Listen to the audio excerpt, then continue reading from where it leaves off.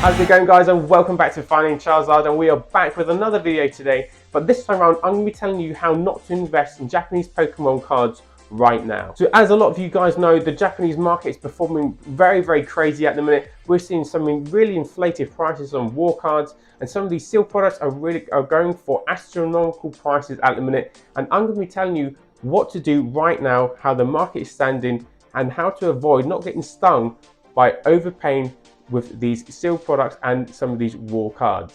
Stop it. Get some help. So let's go into some of the war cards, and we'll be looking at some of the ones that are popping away for absolutely crazy prices. We're going to be looking at cards from Scarlet and Violet EX and Triplet Beat as well. A lot of people say Triple Beat, it's Triplet Beat. That's the ones we're going to be focusing on. And the first one I've got for you is the Dendra card. It's a really nice looking card, don't get me wrong, but as a raw card, this is popping away for around £600, plus £600 for that card. For me, that's such an expensive card, but is it worth it?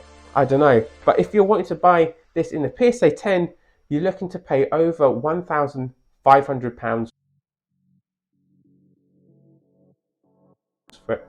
That to me is shocking. I cannot believe that card is kind of, people are trying to sell it for that, and it's kind of going over £1,000 in general. So another really expensive card is from Scarlet and Violet EX, and it's the Miriam card. And if you're wanting to buy that card up, it's like a £750 raw card.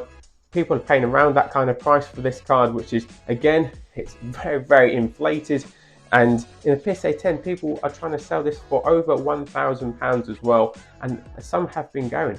Which is the crazy thing, some have been going. For me, it's a proper reflection of people getting too invested in the hype and FOMO. Yes, there's been, a big rise in burglaries out in Japan of Pokemon products and sealed products in general, which kind of has affected the market. There's no getting away from that. But the thing is, if you're going to be buying these cards at these prices, or even paying them at the PSA 10 prices, for me, you're only going to lose money. Over time, these prices will come down for sure. Just don't get caught up in the FOMO and the hype centered around these cards at the minute, because we're going to be dissecting into a better investment later in the video. If you haven't already done so though, guys, do subscribe to the channel, hit all the buttons, like today's video, turn on notifications so you don't miss any of my future videos, and also go to check out the Finding Charizard Discord for investment tips and advice. So like I've just touched on, guys, don't get caught up in the FOMO, don't get caught up in the hype. After a few months of these cards being out there, these prices are gonna come down. They always do. And for me, it's just like a time in the market. It's a phase, it's a hype, and that's why we're seeing all these cards going for such crazy prices. And like Japanese booster boxes are going over £100, when normally in a normal market, you could buy Japanese booster boxes for around £60 to £70 on the secondary market, no bother. So it's not just these raw cards that are going for inflated prices, it's the sealed products, over 120 in some cases people are buying these booster boxes for.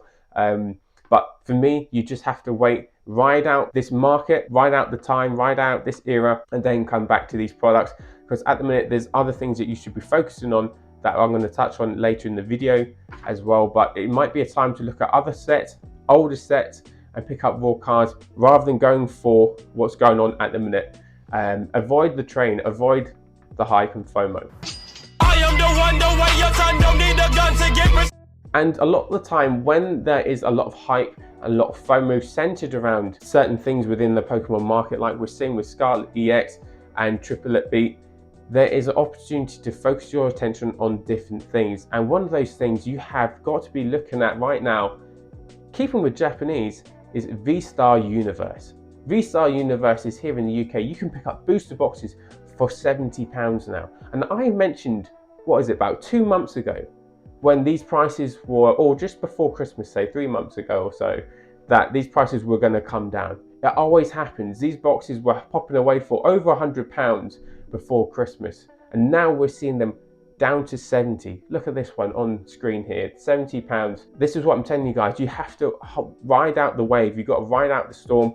The hype and the FOMO is always going to inflate prices, and this is when now you can reflect after a few months time and now we've had a reprint of V-Star Universe, and now we're seeing these prices at a reduced rate. So this for me is the time to be picking up V-Star Universe. Now that we've had the reprint of V-Star Universe, now there's a new attention going on to Scarlet and Violet EX. People are wanting to open these packs, people are wanting to go for these waifu cards, these valuable waifu cards, and obviously Triplet Beat with its cards as well. There's a new focus, the attention is kind of going on to these at the minute. So now we're seeing these V-Star Universes, and I think £70, if you can pick them up around 70 to 75, that's a good price. Considering how the market is with Japanese at the minute, now is a good time to start picking it up. You know, you could maybe wait another 2 months, we might see these prices come down, but we might not. So for me as an investor, I'm happy to go in at £70. If I can pick up boxes between 70 and 75, I'm happy to go with that. And that's what I'm planning on doing now with V-Star Universe. Because for me, I would much rather be, if I'm spending £600, I would much rather be buying 6 or 7 booster boxes of V-Star Universe rather than farting off a load of money on one waifu card that's only going to depreciate in value over time. Some of these cards, some of these waifu cards will hold a bit of value, but not what they're currently sitting at the minute. I've been in Pokemon for such a long time. I've seen so many different markets within Pokemon, and hype and FOMO has never really lasted. And not only that though guys, this is just topping off what I've said before in previous videos, the power of waiting, the power of holding off. I don't know if any of you saw my previous video, how not to invest in Pokemon. I covered about not getting caught up in FOMO, and we're reiterating it here again. This is basically justifying what I've said before. If you wait for these V-Star Uniboxes to come down, like I said, and now start buying, you would have made quite a substantial potential loss if you were buying these boxes at like say 125 when they're sitting around that mark before Christmas. If you were able to pick them up well under what they're going for now before Christmas, I would be very, very surprised. But when it comes to selling these products on and your margin, and now is the time to be picking them up. Basically, it's a difference of like 70, 50 quid.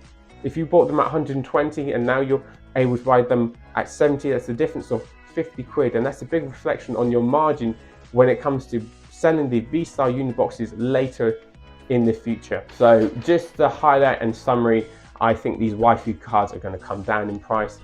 This will not last. This era that we're going through, this current market of Japanese Pokemon, I think the prices of Steel products are going to come down eventually. They're not going to stay like this, and that's just my personal opinion. You guys might have a different opinion, don't get me wrong, but regards to these raw card prices, I wouldn't be going nowhere near them right now.